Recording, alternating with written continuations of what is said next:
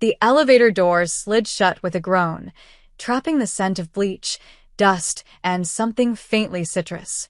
Ava was soaked, freezing, and furious. Her heels clicked against the tile as she hit the button for the top floor, twice, like pressing harder would somehow fix everything.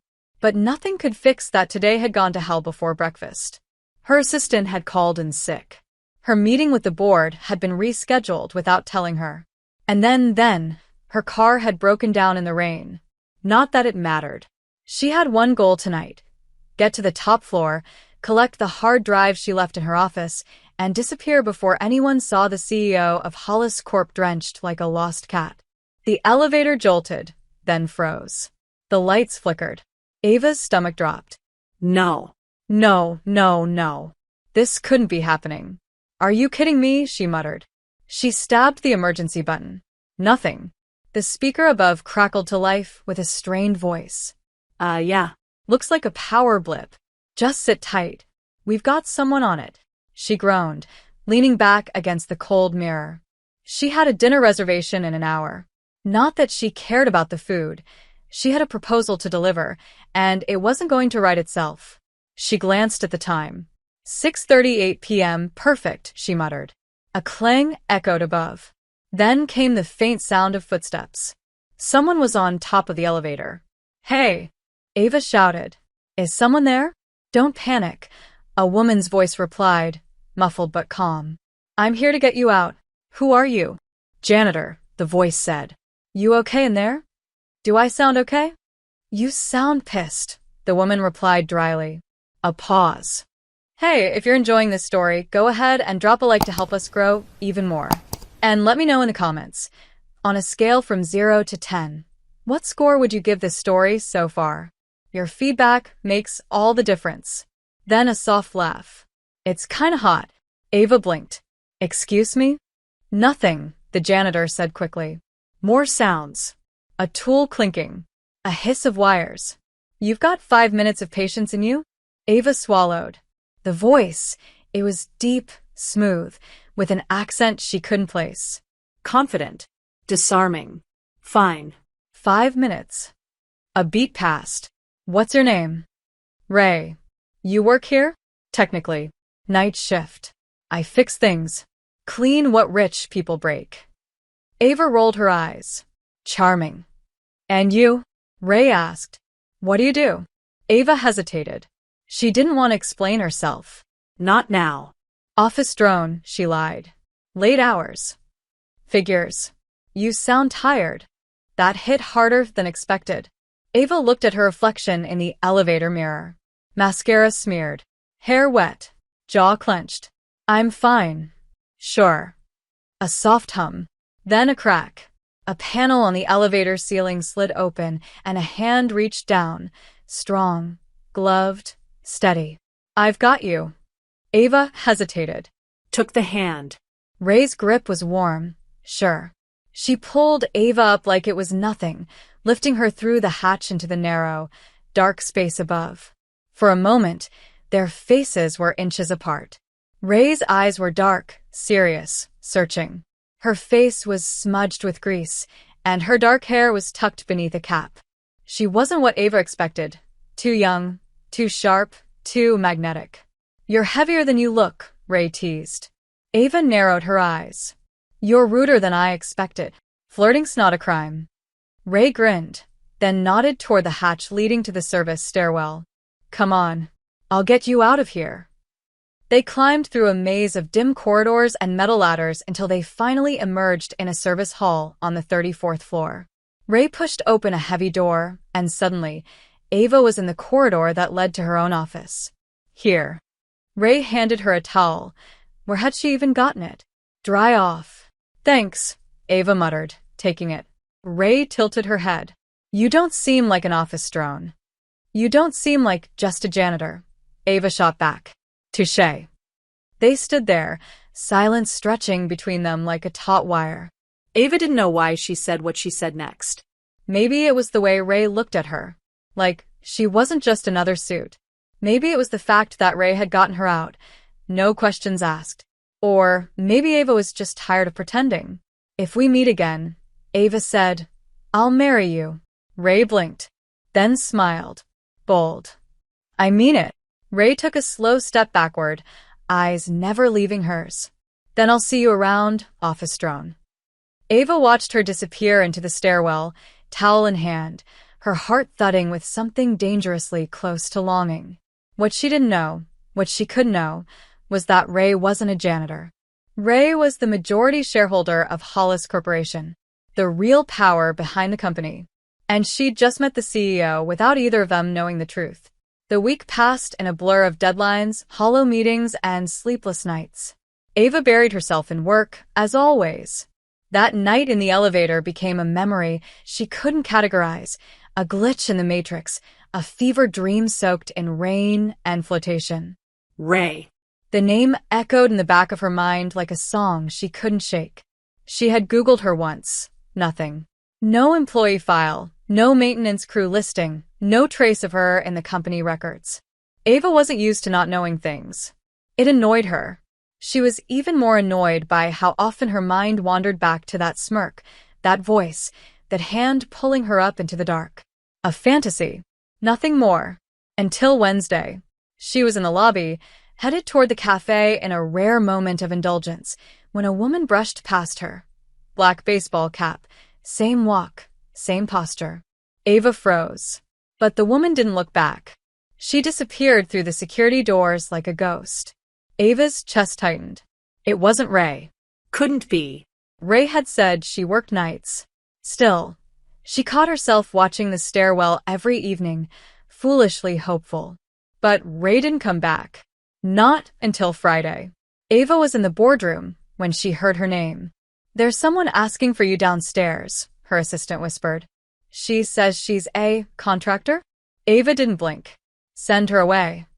She said your exact words were, and I quote, "If we meet again, I will marry you." The pen dropped from Ava's hand. Her heart stuttered. She's here? Wants 5 minutes. Says she'll fix your coffee machine for free. The board members watched her, puzzled. Ava stood. Meeting adjourned. She found Ray in the executive break room, leaning casually against the marble counter like she belonged there. No uniform. No cap.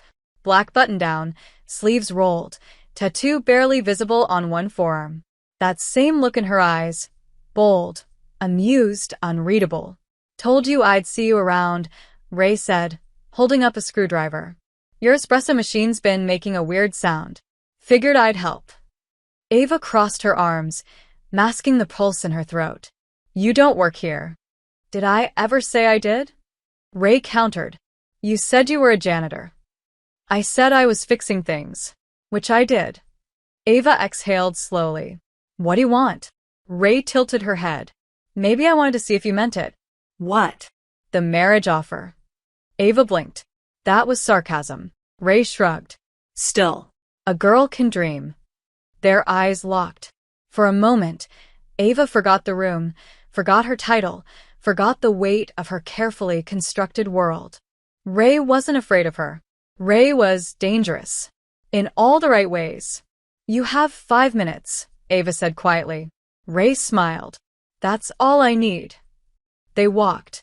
Down the service hall, past the elevator where it all began. Ray's hand brushed hers on purpose. Ava didn't pull away. You never told me what you actually do, Ava said. Ray looked up at the ceiling, as if thinking. I buy things. Fix companies. Break a few. Invest. Travel. Sometimes I pretend to be a janitor to meet interesting women. You're lying. Am I? Ray grinned. You Googled me, didn't you?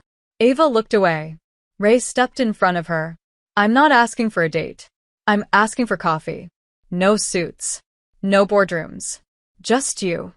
Ava stared at her. She wanted to say no. She should say no. But instead, she whispered. Tonight. Ray raised an eyebrow. Pick you up at 7? I'll text you the place.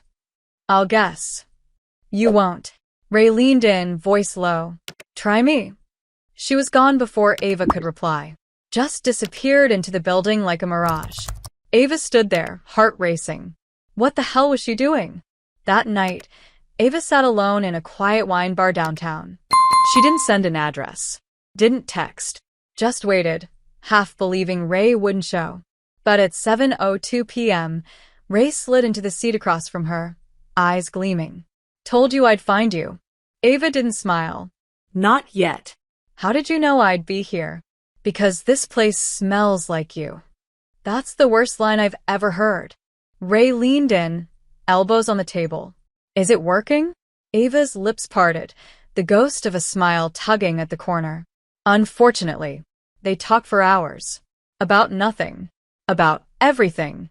Ray never asked what Ava did. Never asked about the company. Never treated her like anything other than a woman drinking Merlot with chipped nails and a cynical smile. It felt terrifying. It felt real. By the end of the night, Ray walked her to her car. Neither moved. The silence swelled between them, full of charged possibility. So, Ray murmured, still planning to marry me if we meet again? Ava's breath caught. Maybe. Ray leaned in, brushing a strand of wet hair from Ava's face. Then let's make sure we keep meeting. Ava didn't sleep that night. She lay in bed staring at the ceiling, every nerve still thrumming with the echo of Ray's voice, her laugh, the warmth of her hand brushing Ava's as they left the bar. It wasn't a date. She didn't do dates. Not with strangers. Not with women who showed up uninvited and slipped past security like shadows. But Ray wasn't a stranger anymore. She was something else, something Ava didn't have a name for yet. And that was the problem. The next morning, Ava snapped at 2 board members, ignored 3 calls from the COO, and stared too long at the elevator every time it opened. She felt unmoored, untethered, like someone had cracked open the world and let a little light in where it didn't belong. And yet, when Ray texted her that afternoon, "Want to break the rules tonight?" Ava replied before she could stop herself. Where and when? Ray's reply came instantly. Anywhere. Midnight. Ava hesitated. Midnight meant risk. Her time. Her control. Her rules. And Ray wanted to pull her out of all of it. Good. Let her try. The rooftop of Hollis Tower wasn't on any employee's access list. It was technically off limits, under renovation, and completely deserted after dark. But when Ava stepped through the maintenance door at 11:59 p.m., Ray was already there, leaning against the railing, city lights casting gold into her eyes, wind tossing her hair like something from a film Ava would have called pretentious if she weren't living it. "You're late," Ray said without looking. "I'm exactly on time." Typical CEO. Typical liar, Ava shot back. Ray turned to face her, slow and deliberate. "You didn't have to come." Ava stepped closer, pulse hammering. "You make it really hard not to." "Do I?" Ray's voice was quiet now. She tilted her head, studying Ava like she was art, valuable, rare, maybe just a little dangerous to touch. "Why me?" Ray asked. "You could have anyone." "No, I couldn't," Ava replied. "People don't see me. They see the position, the power, the myth." You didn't flinch when I snapped at you. You didn't ask what I do. You didn't care. "I care," Ray said.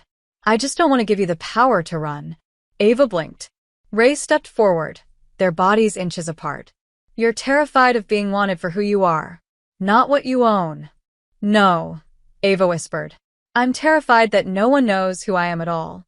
Ray's hand brushed hers, fingertips grazing like a question. Ava didn't pull away. Couldn't. "What if I want to know?" Ray asked. "What if I already do?" Ava looked away, but Ray gently took her chin, turning her face back.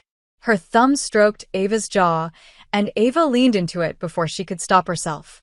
Her walls were crumbling, and she was letting them fall. "You shouldn't get close to me," Ava said. "Try me."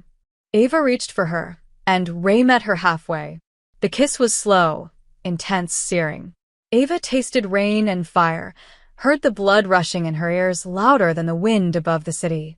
Ray kissed her like she already knew her secrets and didn't care. Like she saw the woman behind the title and wanted that woman more. When they finally pulled apart, Ava was breathless, eyes wide. "That's dangerous," she murmured. Ray smiled. "So are you." They sat on the edge of the rooftop, Ray's shoulder brushing hers, legs swinging into the dark.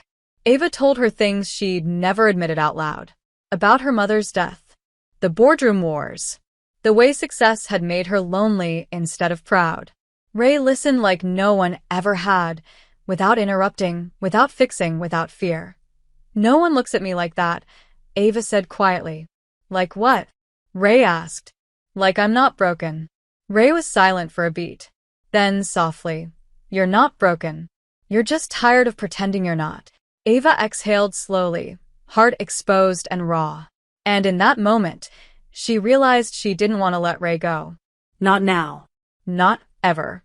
The next morning, Ava sat in her corner office with the skyline burning behind her and 1,000 unread emails stacked in cold, red numbers. But none of it mattered. Not the investors, not the quarterly projections, not the new intern who kept calling her ma'am, like she was made of glass. The only thing that echoed in her mind was Ray's voice, soft in the dark, saying, "You're not broken. You're just tired of pretending you're not." Ava had never let anyone touch her like that. Not just the kiss, but the way Ray reached into her without tearing her apart. It was terrifying. Addictive.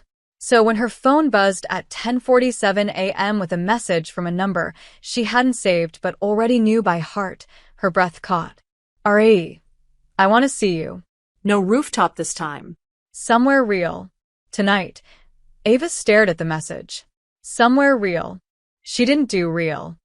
She did safe. Controlled. But she typed back anyway. "AVA. Send the address." "I'll come, at exactly 8 p.m. She stood in front of a tiny restaurant tucked between two laundromats on a side street she hadn't walked since college. No valet. No wine list. No white tablecloths. Ray was already inside, sitting in a booth, 2 beers and a basket of fries between them. She looked up and smiled like Ava had just saved her life. "You came. Don't act surprised." "I'm not. I'm impressed." Ava slid into the booth, still in her blazer, her heels feeling embarrassingly out of place on the sticky floor. Ray handed her a beer. "You ever been on a date that didn't require a reservation? Is that what this is? A date?" Ray tilted her head. "What would you call it?" Ava hesitated. "A mistake." "Then I hope you keep making it." They ate. Talked. Laughed. Ray made her feel like herself. No mask, no performance. Just Ava, the woman under the armor. She even laughed. Not the polite kind she gave to clients. A real one. The kind that felt like freedom. Ray leaned back, sipping her beer. "Tell me something true." "Why?" "Because you're always performing. I want the version you keep locked behind your eyes." Ava stared at her. She didn't do this. She didn't open doors people could walk through. But Ray was already inside anyway. "Fine," she said. "When I was 8, I wanted to be a pianist." Not a CEO. Not a leader. Just someone who made beautiful things and didn't have to talk to anyone. Ray blinked. "That's beautiful. Why didn't you?" "My father said music was a hobby, not a future." "And you listen to him?" Ava smirked bitterly. "When you're a kid, you listen to the voice that pays the bills. And now I'm the voice that pays the bills. And you're miserable." "I didn't say that." "You didn't have to." Ava looked down, fingers curled around the bottle label. "Your turn." "Something true." Ray didn't flinch. "I hate being touched when I'm angry. I vanish for days when I'm scared. And I always know when someone's lying to me." Ava glanced up sharply. "Am I lying to you?" Ray's gaze was unreadable. "No." "But you're lying to yourself." They sat in silence, the air between them thick with all the things neither of them had the words to say yet. Then Ray reached out, her fingers brushing Ava's hand. "Come with me." "Where?" "Somewhere that doesn't belong to either of us." They ended up at a rundown jazz bar tucked inside a forgotten hotel lobby. The music was low, sultry. The room smelled like leather and time. Ray pulled Ava into a booth at the back where the lights were low and the sound wrapped around them like velvet. "This place is old," Ava whispered. "Like haunted." "That's why I like it. Ghosts don't ask questions." "You always talk in riddles?" "Only when I'm nervous." Ava smiled. You're nervous? Terrified. Of me? Of how badly I want to know you. They didn't kiss. Not that night. But the intimacy was worse somehow. Ray's hand on Ava's thigh, her eyes studying her like scripture. It wasn't physical. It was emotional stripping. And Ava let it happen. She let herself be unraveled, bit by bit, word by word, breath by breath.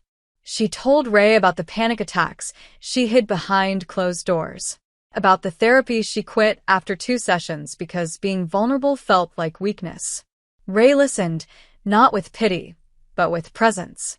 Like she could hold Ava's broken pieces without trying to glue them back. Ava didn't remember falling asleep. But when she woke up hours later in Ray's arms, shoes kicked off, jacket draped over her shoulders, and Ray's fingers stroking her hair, she realized something that made her blood go cold. She didn't want Ray to be temporary. And that was terrifying, because Ava had never been someone's forever. And Ray felt like the kind of person you don't get to keep, you just get lucky enough to meet. Ava hadn't been touched in weeks, not like that. Not without expectation, not with reverence. And it stayed with her. The feeling of Ray's fingers drifting lazily through her hair, as if Ava's thoughts were something sacred. It was obscene how much she craved it again. But what scared her more was how natural it felt. How easily Ray had slipped into the spaces Ava had spent years barricading. Monday arrived like a slap. The building buzzed with tension. Someone leaked a rumor about a hostile acquisition, and Ava had to pretend not to know where it started. Because she did. She'd started it. A strategic misdirection to distract the board while she pulled strings behind the scenes. It was the kind of manipulation she'd built her empire on. But now, in the middle of it, all she could think about was Ray's voice whispering, "Tell me something true." And Ava couldn't stop asking herself the same. What was true anymore? That she didn't want to go home alone. That she hadn't smiled for real in years until Ray. That the woman who kissed her on the rooftop could undo her with a single look. At 7:13 p.m., Ray texted, "R.A. I'm outside." Ava didn't question it. Didn't even reply. She just grabbed her coat and walked out, heart banging against her ribs. Ray was waiting on the sidewalk, leaned against a black motorcycle like some kind of cinematic threat to Ava's carefully constructed world. "You ride?" Ray asked, holding out a helmet. "No," Ava said. "But I like watching you pretend I'm the kind of woman who would." "You are," Ray said simply. Ava took the helmet. "Where are we going?" "Somewhere no one calls you ma'am." They drove through the city, fast, reckless, Ray's body solid between her and the wind.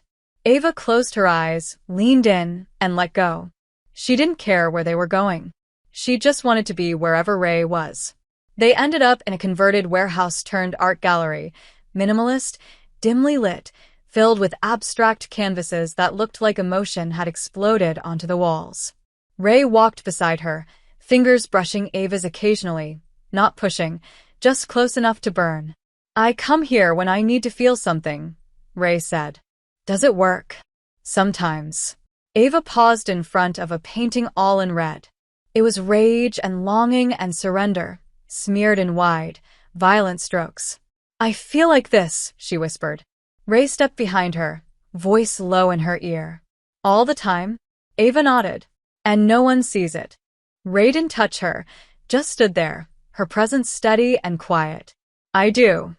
Later, they ended up back at Ray's place for the first time, a loft that was somehow chaotic and warm, with old vinyl records scattered like memories and half-filled notebooks on every surface. "You live like a poet," Ava said. "I live like someone who's not afraid of mess," Ray corrected. "You don't strike me as messy. Only on the inside." They sat on the couch, music low, light spilling over their faces in gold. Ava studied Ray's profile, the scar on her jaw, the shadow in her eyes. "You're hiding something," she said. Ray didn't deny it. "So are you. Mine could destroy everything." Ray met her gaze. "Then maybe it's time to burn it down?" The silence between them shifted. Not empty, charged. Ava leaned in, and Ray met her halfway again. The kiss this time was different, hungrier, heavier, like they'd been holding it back too long. Ray pulled her into her lap, hands firm on Ava's hips, and Ava let herself be consumed. She didn't want slow. She wanted to feel something real enough to shake her apart. Ray gave her exactly that. And then, as they lay tangled in breath and skin and heat, Ava whispered something she hadn't meant to say. I want this. I want you. Ray didn't smile. Her voice was careful when she answered. You have no idea who I am, do you? Ava froze. What? Ray sat up, suddenly distant. Never mind. No, say it. It's nothing. Ava felt the shift like a storm gathering. She reached for Ray's hand. Why are you really here? Ray's jaw clenched. Because I didn't expect to fall for the woman trying to take over my company. Ava's blood went cold. What did you say? But Ray was already on her feet, grabbing her jacket, avoiding her eyes. Forget I said anything. Ray, I shouldn't have let it go this far. Ava stood, heart hammering. Who are you? Ray turned at the door, eyes suddenly tired. Someone who's about to become a problem for you. And then she was gone. Ava stood in Ray's apartment alone, heart splitting, mind racing. And for the first time in years, she was afraid, not of losing control, but of losing someone who made her want it. Ava didn't leave Ray's apartment for almost an hour. She sat motionless on the edge of the couch, her blouse still half-buttoned, the taste of Ray still on her lips, and her mind spinning like a machine that had suddenly been turned inside out. The woman trying to take over my company. Ray's words looped over and over in her head, sharper than any boardroom betrayal. Ava was used to liars, manipulators, opportunists, but Ray had been different. Ray had made her feel like a woman again, not a weapon, not a title, not a target. And now Ava wasn't sure which part had been real and which part had been a game. The next morning, she locked herself in her office and demanded a full audit of shareholder activity from the past 6 months. She didn't explain. She didn't breathe. She just read, page after page, file after file, until a name appeared that made her heart crack in half. R.A. Everhart. Silent partner. Majority investor. Acquired controlling interest in Hollis Corp through a blind trust 6 months ago. And she knew it then, not just suspected, knew. Ray. Ray Everhart. Ava laughed, a dry, sharp sound that felt like breaking glass. She'd kissed the woman who could destroy her career. She'd bared her soul to the one person in the world who had the legal power to vote her out of the company she built from blood and bone. And she had no one to blame but herself. That night, Ava didn't answer Ray's texts. There were 2 of them. The first said, I'm sorry. The second said, please let me explain. But Ava didn't want explanations. She wanted to forget how Ray had touched her like she was precious. How Ray had said, I see you, and meant it. How she had made Ava believe that maybe, just maybe, she didn't have to be alone anymore. And now it was all a lie. Or was it? That question haunted her more than the betrayal itself. Had it been a setup from the start? Or had Ray really not known who she was that night in the elevator? Ava didn't know which answer would hurt more. On Thursday, Ray came to the building. She bypassed security like she owned the place, because technically, she did. She didn't wear the cap this time. No pretense. No janitor's uniform. Just tailored black slacks, a crisp shirt with the sleeves rolled to her elbows, and a face unreadable as stone. Ava watched her through the glass wall of her office, stomach twisting. Ray didn't knock. She just waited. Ava didn't move. Didn't flinch. But the moment their eyes met, something shifted. Ray's face softened. So did Ava's resolve.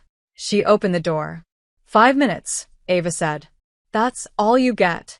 Ray stepped inside. She didn't sit. Didn't look around.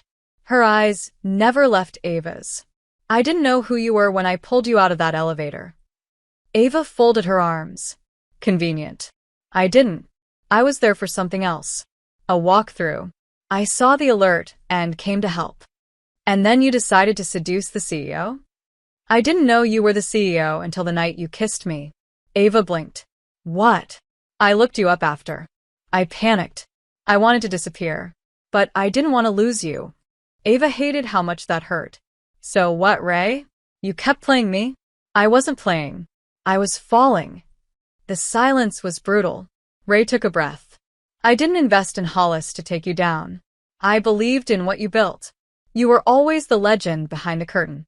I wanted to help you take it further. By lying to me? By not walking away when I realized I cared too much. Ava's hands trembled. You don't get to do this. You don't get to make me feel everything, tear it all down, and then act like the victim. I'm not the victim. I'm in love with you. The words hung in the air like lightning waiting to strike. Ava didn't move. Couldn't breathe. Ray stepped closer. Tell me it meant nothing to you. Look me in the eye and say you felt nothing. And I'll leave. Ava opened her mouth. Closed it. She hated her own silence more than anything. Because the truth was, she couldn't say it. She had felt everything. And that terrified her. Ray's voice cracked. I never lied about how I feel. I might have made mistakes. But I never faked this. Then she was gone. Again. And this time, Ava let her go. Not because she didn't care, but because caring had never felt so much like drowning. That night, Ava stood alone on the rooftop. The same one where Ray had kissed her under the stars. The wind was colder now, the city noisier, and the silence inside her, deafening. Ava's days became noise and static. Her inbox overflowed, her calendar suffocated her, and the board was on edge about new leadership shifts, all symptoms of a company on the brink of becoming unrecognizable. She answered every question, solved every problem, delivered every strategy.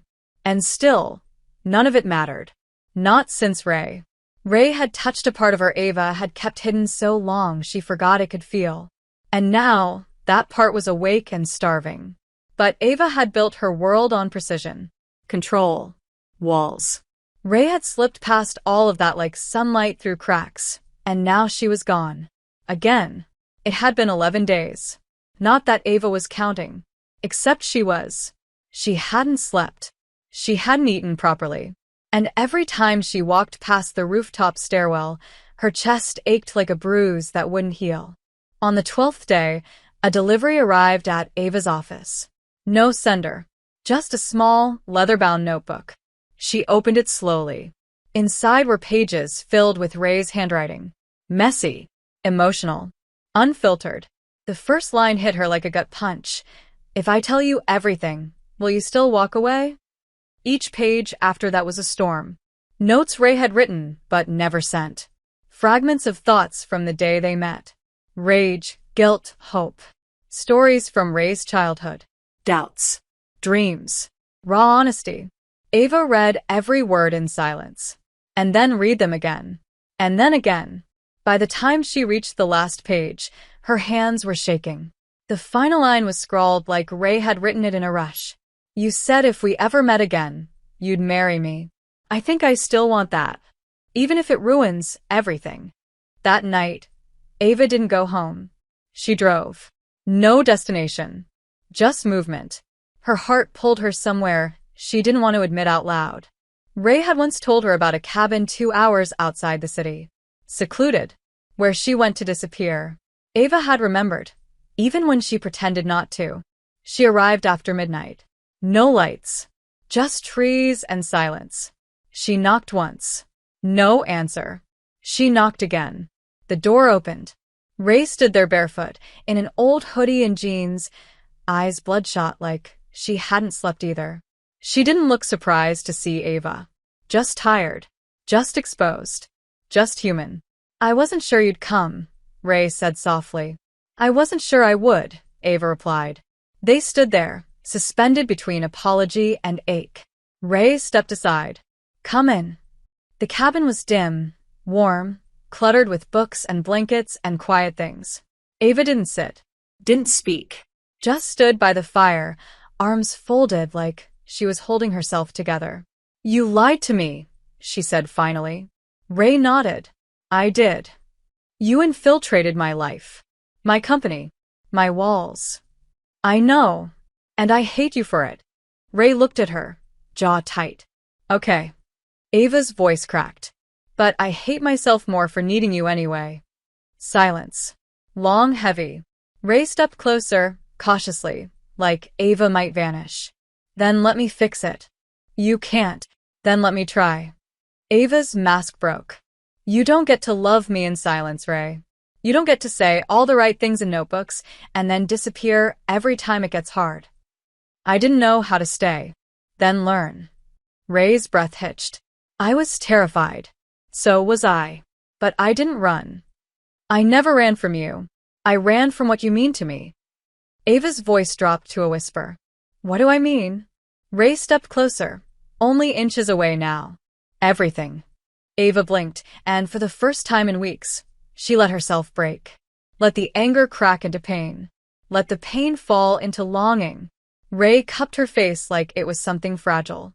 And then they kissed, not hungry, not desperate, but like they were finally letting themselves breathe again. They sank into the couch, arms tangled, hearts thudding. Every touch said, I missed you. I'm sorry. I still want this. When they finally pulled away, Ava rested her forehead against Ray's. This doesn't fix everything. I know. There's still so much you're not telling me. Then ask. Ava hesitated. Why Hollis? Why me? Ray exhaled. Because it wasn't about the company. It never was. I didn't want your empire. I wanted you. But I didn't know how to want both. Ava searched her eyes. And now? Ray held her gaze. Now I want to try. No secrets. No power plays. Just us. Ava didn't respond right away. But her silence wasn't distance this time. It was surrender. Because she wanted that too. Even if it meant risking everything. They stayed in the cabin for 2 days. No phones. No press releases. No board meetings. Just warmth, food cooked badly over a gas stove, and the occasional silence that was no longer terrifying, just sacred. Ray slept like she hadn't slept in months, arms always wrapped around Ava like her body remembered what her mind still feared to claim. Ava let herself feel something like peace, but only in fragments. She had never been good at stillness, and now that the world had paused around her, all her doubts had room to breathe. She watched Ray from the porch one morning, barefoot and half awake, coffee mug in hand, squinting into the woods like she didn't own most of the skyline back in the city. It was beautiful. It was fragile. It wouldn't last. Ava knew the world they'd escaped would come crashing back in. It was just a matter of when. They left the cabin late on Sunday. No words. No promises. Just hands held tight during the drive, as if that alone could stop reality from creeping back in. On Monday, Ava walked into her office like she hadn't been gone. Like she hadn't been in the arms of the woman who technically held the power to destroy her. Her assistant didn't mention her absence. But there were whispers in the hall. The board had met in her absence. There had been votes. Questions. Movement. Ray had promised transparency. But the board didn't wait for transparency. They smelled blood, and they were circling. Ava spent the next 3 days putting out fires, negotiating blind. She had no idea where Ray stood now, publicly, politically. And every time she looked at her phone, the silence between them stretched wider. That Wednesday, Ray texted, "Ari, we need to talk. Somewhere neutral. Somewhere quiet." They met at a private lounge in the lower part of the city. Dark walls. Expensive whiskey.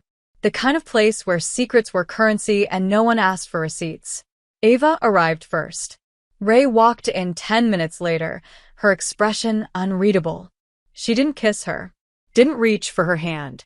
She just sat across from her and folded her hands like she was back in a war room. "The board wants to force a vote," Ray said. Ava's spine went rigid. "On what?" "Your position." Silence. "Then, are you pushing it?" Ray looked her dead in the eyes. No. "But they think I am. And they'll move with or without me. You owe majority. Which means I can stop them, or let them take you apart." Ava breathed through her nose. "And which one are you going to do?" Ray didn't answer. Not immediately. Her eyes softened, but her voice stayed razor-sharp. "That depends on what you want from me, Ava. Because I can protect you from them. But I can't protect you from me." Ava clenched her fists beneath the table. "You think I need protection? I think you need to decide if you're in love with me, or just in love with the way I made you feel when the world disappeared. That hit too hard. Ava looked away. Ray continued, quieter now. I'm not asking for power. I'm asking for clarity. Because if I fight for you in that room, and you leave me anyway, I lose everything. Ava's throat closed. I don't want to lose you. Then say that. I don't know how. Ray stood. Then learn. Fast. Or they'll take it from both of us. She left without waiting for a response. And Ava, once again, was left with silence and too many choices. That night, Ava sat in her office long after everyone had gone home. She thought about her father, the empire he'd tried to build on her back. She thought about every man who told her she was too cold, too sharp, too ambitious to be loved. She thought about Ray, messy, maddening Ray, who had held her like she was worth saving. And then she made a decision. She called a private meeting. No press. No board members. Just Ray. The next morning, Ray entered the room in black, her eyes wary, her guard already half up. Ava didn't wait. You're right, she said. About everything. I don't know how to love someone like you. Ray's jaw clenched. Then don't make promises you can't. But I want to. Ray blinked. Ava stepped closer. I want to fight for this. For you. I just don't know how to do it without breaking everything I've spent my life building. Then break it. Ava laughed softly. Of course you'd say that. Because it's not love if it only works in secret. Ray took her hand. And for once, Ava didn't pull away. I'll back you in the vote, Ray said. I'll speak for you. You do that for me? No, Ray said, brushing her thumb over Ava's wrist. I do it because I believe in you. The CEO. The woman. All of it. Ava let herself fall forward, forehead resting against Ray's. Then maybe we burn the rulebook together. Ray smiled, small and dangerous. Now that's a merger I can get behind. Ava kissed her, quick, desperate, certain. And in that moment, something inside her shifted. She wasn't afraid of losing control anymore. She was afraid of losing Ray. The boardroom was glass and steel and silence. The kind of silence that usually preceded a corporate massacre. Ava sat at the head of the long table, back straight, expression calm. Every inch of her composed like war paint. Her tailored black suit fit her like armor. Her gaze didn't flicker. But her hands, hidden beneath the table, trembled. Ray hadn't arrived yet. She wasn't late. But Ava's chest wouldn't loosen until she saw her. Every member of the board was present. 12 of them. Old blood, cold ambition, and eyes that had never truly seen her as anything but an anomaly, a woman too powerful for comfort. We're here to vote, said Gerald Lockwell, the acting chairman, voice smug. Effective leadership in light of recent, concerning moves by our current CEO. Ava didn't blink. Define concerning. Your recent disappearances. Your silence during critical restructuring talks. The perception that you're compromised by a personal relationship with our largest investor. That last part hit like a slap, but Ava let it slide off her skin like water. Perception, she said coolly, is not reality. But it is dangerous, another board member added. If our shareholders lose confidence, they'll take their money elsewhere. Then maybe we need shareholders who believe in vision, not gossip. We need stability, Ava. No, came a voice from the doorway. You need truth. Ray entered like a storm in a silk shirt. Confident. Composed. Radiating threat with every step. She didn't look at Ava, not yet. She walked straight to the table and pulled out a chair. The room shifted. You could feel it, the discomfort, the recalculations. Miss Everhart, Lockwell said. You were not invited to speak. Then you shouldn't have made this public, Ray said flatly. If you want to vote someone out, at least have the spine to do it without pretending it's about ethics. Ava's pulse kicked hard. She hadn't known Ray would come in like this. Hadn't known she would fight this visibly. This dangerously. You have no right, Lockwell began, but Ray cut him off. I have every right. I own 51% of this company. And I'm casting my vote now. Ava Hollis remains CEO. Effective immediately. No conditions. The silence was absolute. Ava's throat tightened. Ray finally looked at her, and there it was, complete, undeniable loyalty in her eyes. Not just for the company. For her. You can't override the vote, another board member argued, scrambling. We have bylaws. And I've read every line of them, Ray said calmly. I'm not here as a lover. I'm here as a shareholder. Ava stays. You're destroying this company for her. Ray leaned forward, voice low, dangerous. No. I'm saving it from people who forgot that risk is the price of vision. Someone tried to challenge the legality. Another tried to pivot to Ava's personal conduct. But it didn't matter. Ray had made herself the shield. And the sword.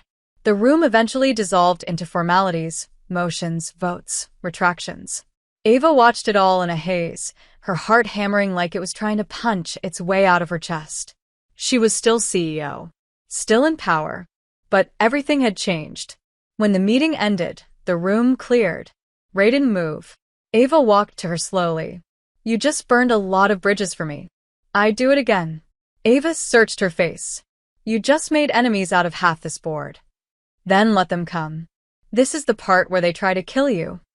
Good, Ray said. Let them aim for me. You've had enough knives in your back. Ava almost laughed.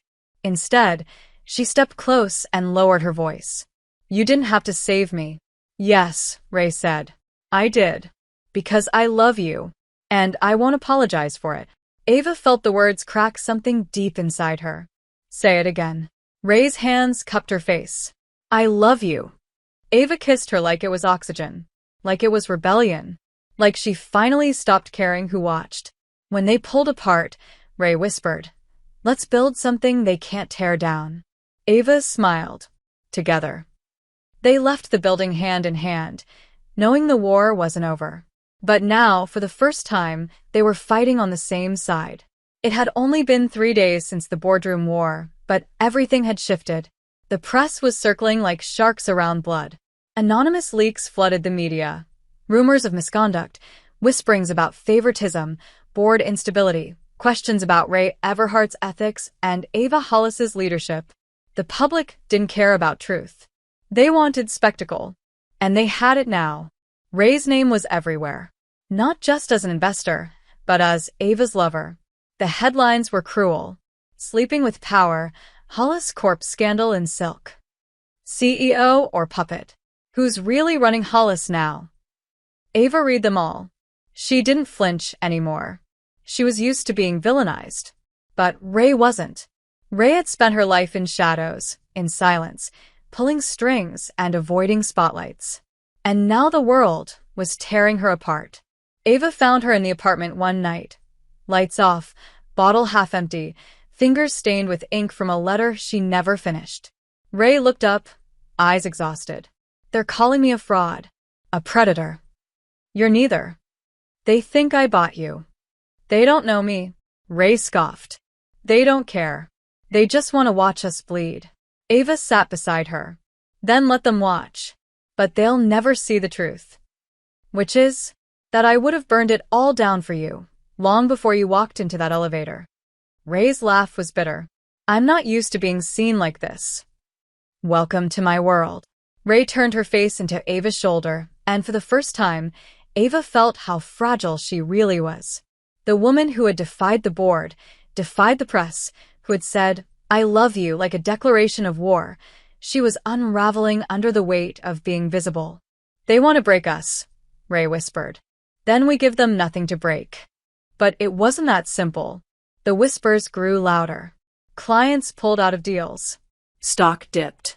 Internally, loyalties wavered. Some board members started building coalitions behind the scenes. Ava felt the empire she'd built start to shift beneath her like sand. And worse, she felt Ray pulling back. Slowly, quietly. Ray still touched her, still kissed her, still curled around her in the night. But something in her eyes had changed.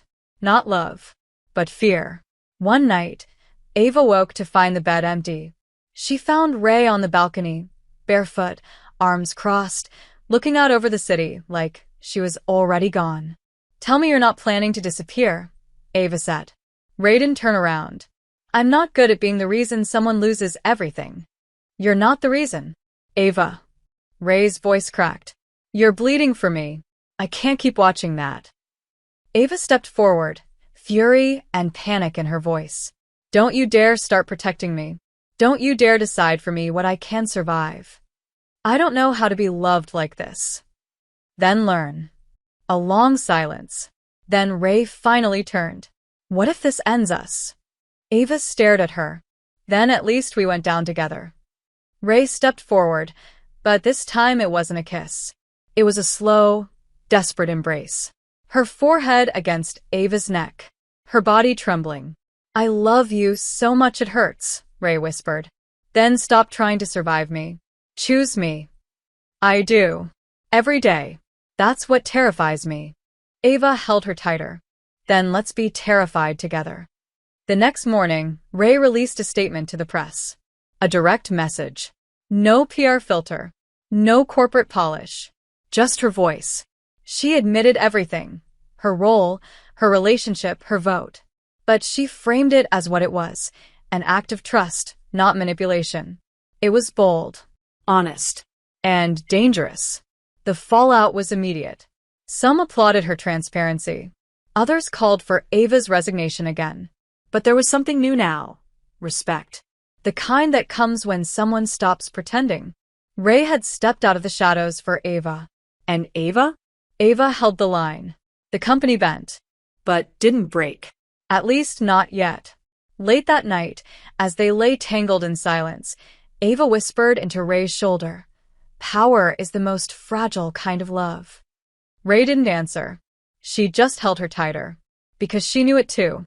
And they were both holding something that could shatter if either one let go. 3 weeks passed.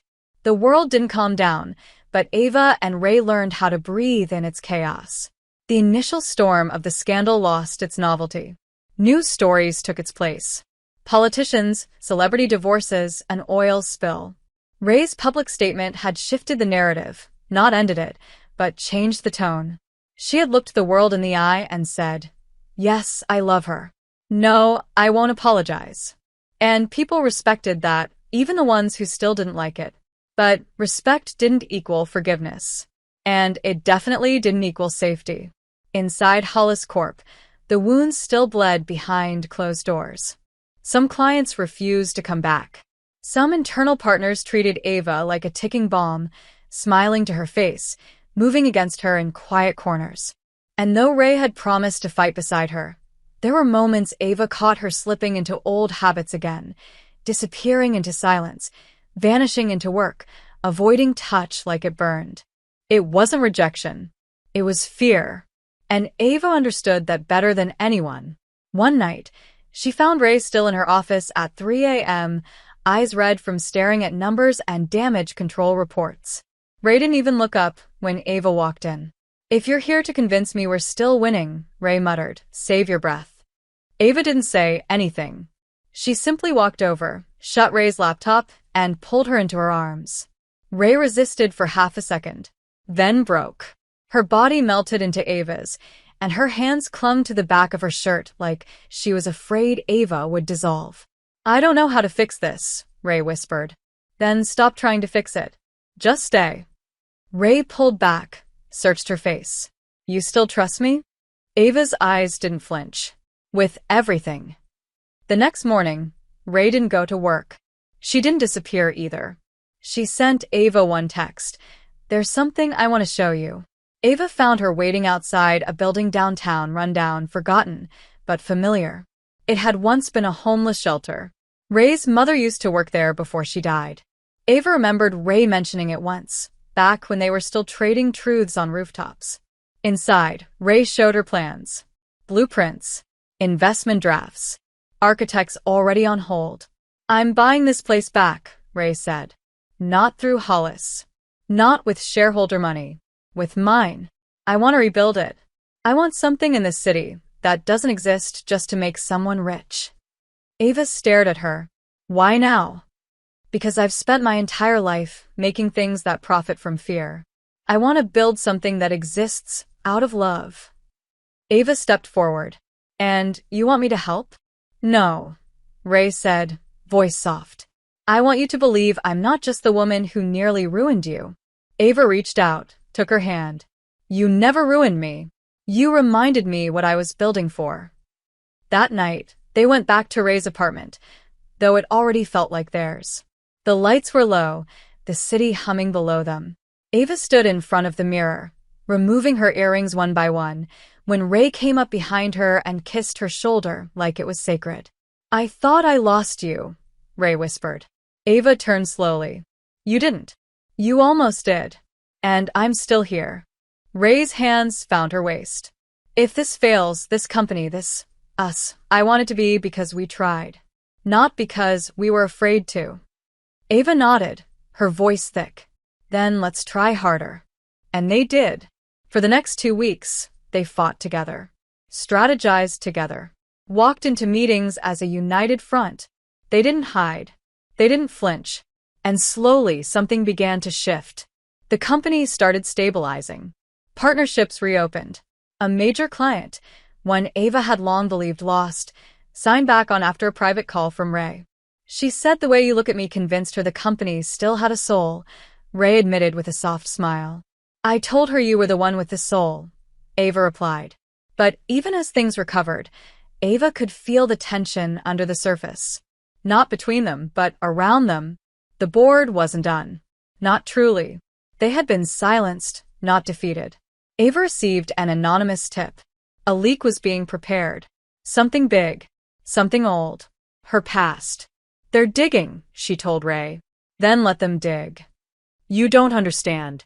There's something in there. Ray stepped closer. Ava. Whatever it is, you tell me now.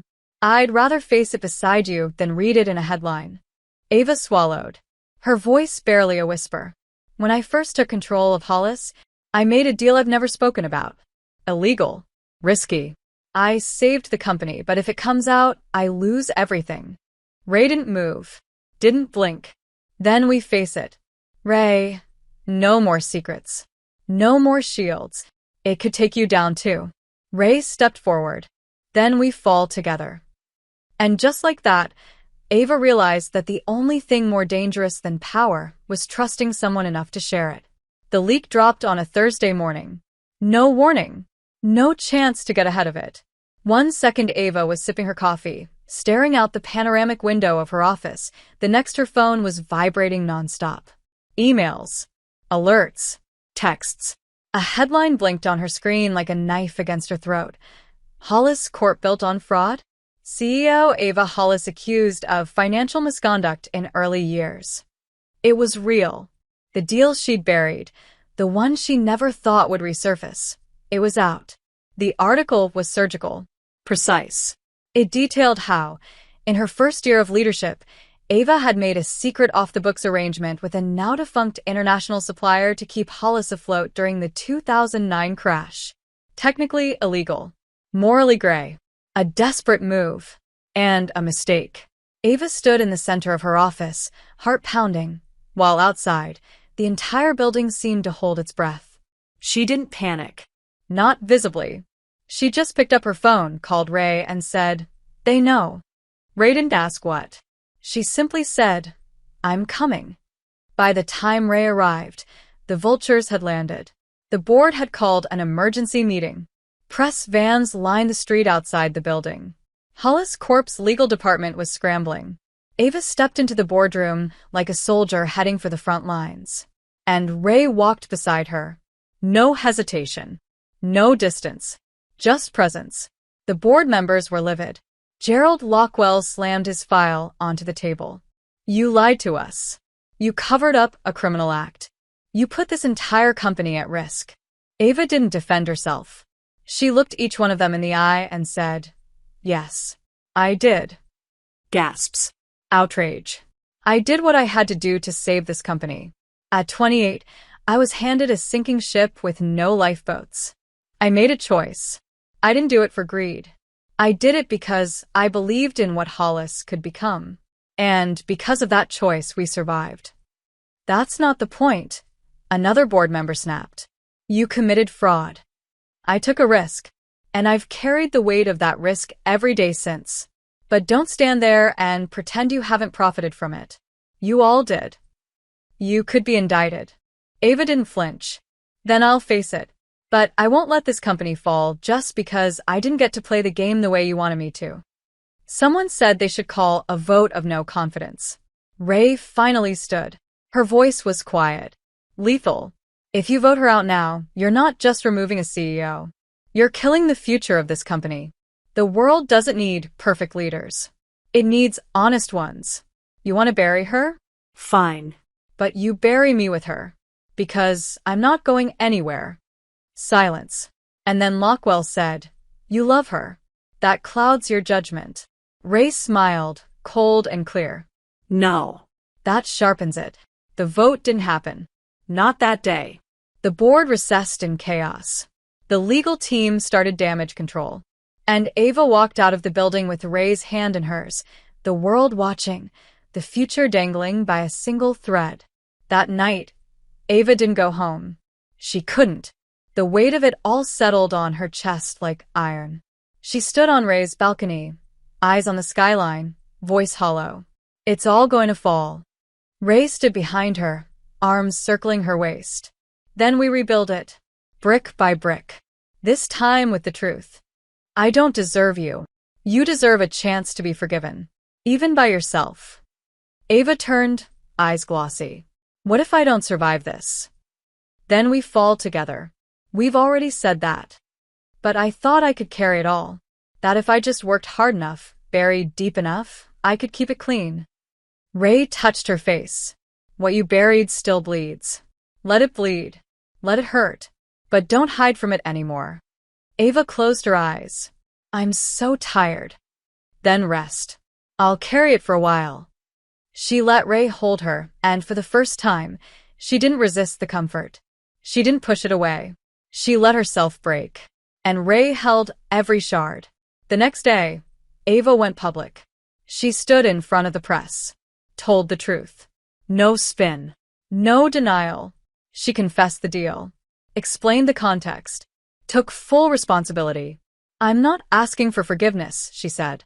I'm asking for accountability. For myself. And for every person who's ever had to choose survival over protocol. The backlash was loud. But the support was louder. Employees spoke up. Old partners defended her. Clients who had walked away returned with cautious, but open hands. Ava Hollis had told the truth. And in doing so, she proved she wasn't just a CEO. She was human.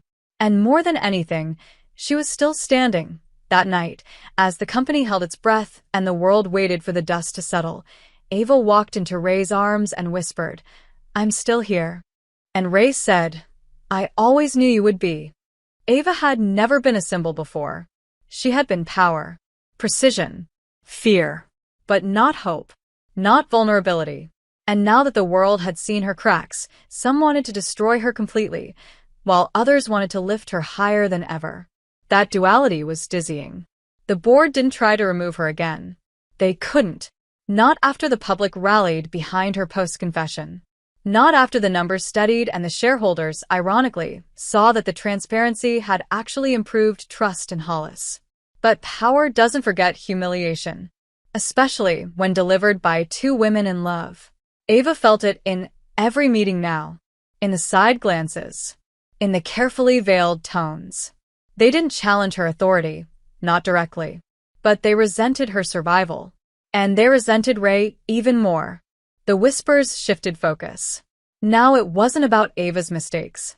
It was about Ray's presence. Too involved. Too powerful. Too close to the crown. Ava knew the language of coups.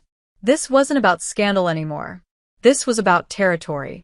One morning, Ava arrived to find her name omitted from an internal memorandum she should have authored.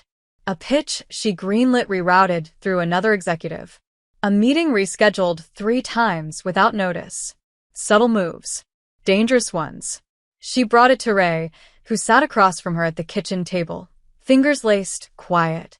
They're isolating me, Ava said. They're trying to prove I've lost control. Ray didn't look surprised. They can't win outright, so they're going to make it so painful that you'll resign yourself. And it's working. Then fire them. Ava blinked. Excuse me? Fire the ones still playing both sides. Clean house. Ava shook her head. That's a PR nightmare. So, is being pushed out of your own empire one silent vote at a time? Ava exhaled, rubbed her temples. You make it sound simple. It is. Brutal, but simple. She looked up at Ray, really looked. You're used to fighting dirty. I'm used to surviving. And I'm tired of surviving. Ray reached across the table, took her hand. Then let's build, Ava. Not just survive. Let's build something that's actually ours. It was the first time Ray had said it like that. Ours. Not just the company, the life, the future. But Ava's mind couldn't stop spinning. You'd really go through that kind of war with me? I already am. And what if I can't win? Then we make losing beautiful. Ava stood, pacing. You've sacrificed so much for me already. Your reputation. Your privacy. You gave up the peace you lived in. I gave that up the night I pulled you out of the elevator. Ava froze. Their eyes locked. You still remember that night? I replay it more than I should. You were a stranger. You were everything. The words didn't break Ava. They steadied her. She walked over, touched Ray's jaw, and kissed her like it might be the last time. Then let's end this on our terms. That same day, Ava called an emergency executive meeting. Not with the board. Just the senior leadership team. She didn't wear black. She didn't bring legal counsel. She wore white. Clean. Calm. And she told the truth. Again. Some of you have stopped believing in me. Some of you are playing a waiting game. But here's the thing. I'm not leaving. I built this place. Not for control. For vision. And I won't let it be strangled by fear. So if you want out, I'll buy you out. No shame. No lawsuits. You walk. Today. Silence. Then one by one, four executives stood. Walked out. Doors closed behind them like final chapters. And Ava remained. Unshaken. The next few days were brutal. Rebuilding the leadership team. Dealing with leaks again. Reassuring clients. But something in her changed. She stopped bracing for collapse. And started choosing who she wanted to be. That weekend, Ray took her out of the city. Just 2 hours away. A hidden lake house Ray had owned for years and never shown anyone. I bought it after my mother died, Ray admitted. It was supposed to be a place to hide. You never hide, Ava said. I do, but not from you. They stayed 2 nights. No phones. No emails. Just skin. Firelight. Real laughter. And a kind of silence that healed instead of haunting. On the last night, Ava sat with her legs over Ray's lap, wine glass in hand, voice low. Do you ever wonder what this would have been if we met differently? I used to. And now? Ray smiled. Now I think it was always going to be you. Elevator or boardroom or battlefield. Ava stared at her. I love you. It wasn't the first time she'd said it. But it was the first time she didn't say it like a risk. She said it like a vow. Ray kissed her hand. Then let's give them something they can't touch. Like what? Like a future. But even as they held each other close in that sanctuary of borrowed peace, neither of them said what they both knew deep down. That peace never lasts long when you build it on power. Monday came like a blade to the throat. No softness. No warning. Just impact. Ava arrived at Hollis Tower to a scene she hadn't expected. Armed security at the entrance to the executive floor. New uniforms. Not her usual team. Her badge didn't scan. Her name had been removed from the system. Her face, once a symbol of everything the company stood for, was now just a problem to be kept out. She didn't flinch. Didn't panic. She simply turned, walked back to the car, and dialed one number. They made their move, she said. Ray's voice on the other end was low and steady. I'm already there. 10 minutes later, Ray sent a location, a rooftop bar downtown, overlooking the city they had both carved open with their ambition. Ava arrived to find Ray waiting with 2 tablets, 1 contract, and an expression like stone. They called an emergency vote last night. Ray said without preamble. They knew we were out of town. Knew you wouldn't be able to stop it. They locked me out of my own company. They're trying to take everything before the annual report drops because they know the numbers are finally swinging in your favor. Who let it? A pause. Ray's jaw tightened. Luckwell. And don't say it. Ray nodded grimly. Your former assistant CFO. The one you mentored.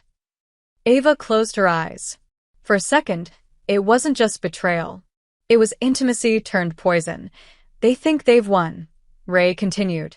But they made one mistake. Which is, I still hold the final vote. They filed the vote of removal, but without majority shareholder approval, it doesn't stick unless I ratify it. Ava blinked. You can still block it? Yes. But if I do, they'll retaliate. Lawsuits. Public smear campaigns. They'll take the company down just to ruin us. And if you don't, Ray looked away. They'll oust you. Quietly. No scandal. Just erasure. Ava stared at her.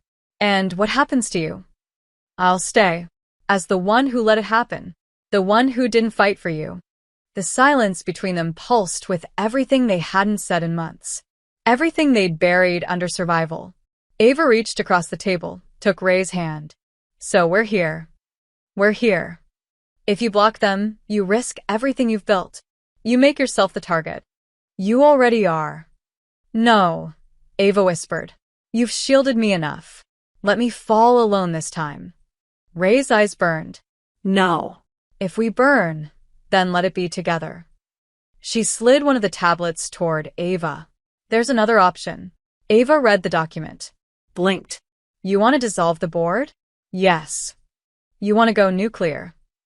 No. I want to reset the entire game. Fire every last one of them.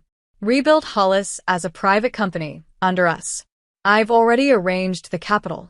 That's dangerous. So, was falling in love with you. Ava looked up. If we do this, there's no turning back. If we don't, they win. And worse, you disappear. Your name wiped from the thing you built. Is that the legacy you want? Ava closed her eyes. The weight of it all. The legacy, the ambition, the fear, the love, pressed down like iron. We do it together. Your name on every page. Not just mine. Done. They both signed. Not with ceremony. Not with hesitation. Just resolve.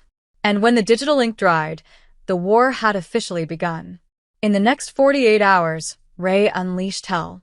A full audit of the board's finances was made public. Private investigations into conflicts of interest surfaced.